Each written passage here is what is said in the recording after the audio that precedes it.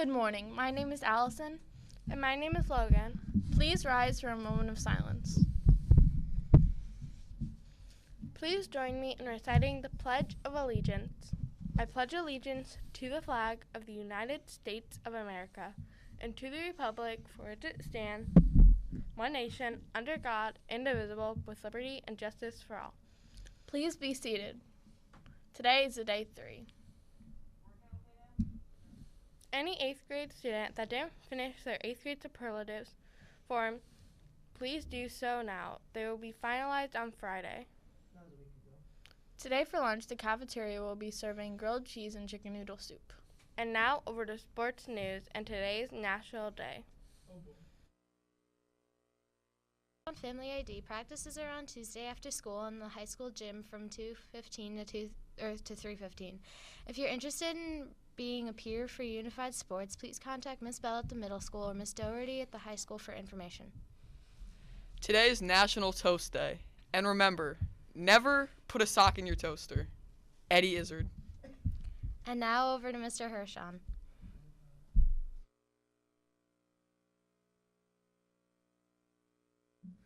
Good morning and welcome back from a nice long President's Day weekend. I hope you all had some time to relax and restore and prepare and enjoy some time with friends and family and are ready for a great 2 days before we gear into moving towards further with our spring semester. There are 2 things I wanted to address with students today. The first is in regards to Flex. And I'll be putting this in my Friday email. I want to make sure that we are going through our expectations for Flex again. The first priority during Flex time is any scheduled course, whether that be computer science, band, choir, math, reading intervention, or any other class that you might have. This is important. There are no exceptions. If you are scheduled into that class, that is where you will be going. The second are for students who need academic support or are not in good academic standing. That means you may be struggling in a class, you may have a D or an F, maybe even a C sometimes, and you need to improve some grades. There are far too many students that are choosing each day to skip out on their assigned Flex and go to the gym or go to the library or just try to walk around not going to their assigned location. This needs to stop. As of right now, I'm instructing all teachers that attendance will be taken at the start of every Flex. Any student who is not in their appropriate location will get one warning to be sent to that location. If a student has this happen multiple times, they will be assigned to a guided Flex with myself. And that guided Flex will remain for at least 1 week until they are able to show me that they can follow their Flex expectations. Attendance will be taken and students must be at the location they have signed up for. In your Google Classroom for your grade level, you can access that Google Sheet each day on where you are during Flex. Teachers do a great job of posting that out. There should be no excuse for why a student shows up at the wrong Flex. We've been doing this for long enough. Please understand that when you are in your Flex, you are not to have your cell phone with you. You are to be working on academics or whatever the assigned topic is of that Flex. This is not a time to put on computer games.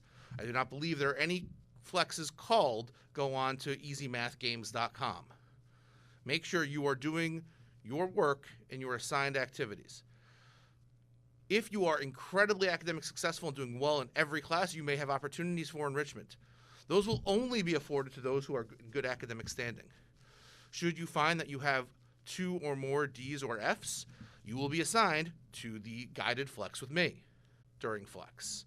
8th grade, you now have a capstone that you can be utilizing your time for each day. This is about managing your time independently and not wasting it. Thank you. The second announcement.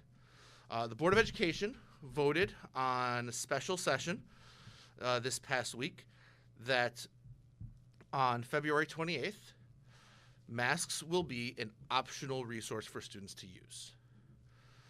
While no longer required and mandated, it is still recommended that students wear masks. There are still certain situations where masks will be required, such as your bus each morning. Students may not go on transportation without a mask. That is still an area of requirement for mask compliance. When in school, wearing a mask is your choice. It is still an excellent mitigation factor to prevent the spread of COVID, and should a student be in a close contact situation where COVID has spread through a class or a grade level, there may be times when masks do become required again for certain populations in order to prevent the spread of disease. More details about that will be coming up this Friday in my Friday newsletter in the Highlander Hilltop. Please make sure you're doing everything you need to do to keep your